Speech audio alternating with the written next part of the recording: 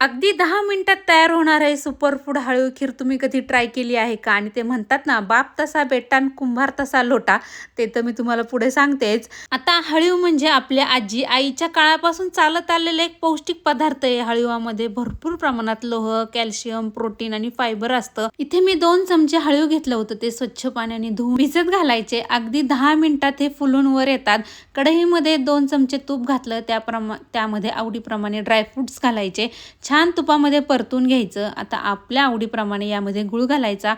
गुळाचं प्रमाण कमी जास्त तुम्ही करू शकता तुमच्या आवडीप्रमाणे.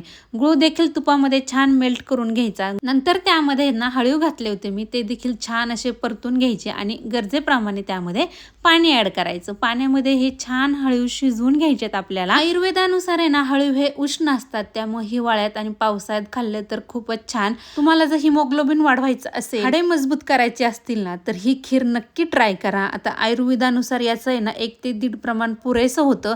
सगळ्यात महत्त्वाचं, खीर शिजल्यानंतर गॅस बंद करायचा आणि त्यानंतरच यामध्ये दूध ॲड करायचा. उकळत्या खिरीमध्ये दूध ॲड केलं तर खीर फाटू शकते, त्यामुळे गॅस बंद केल्यानंतरच यामध्ये दूध ॲड करायचं.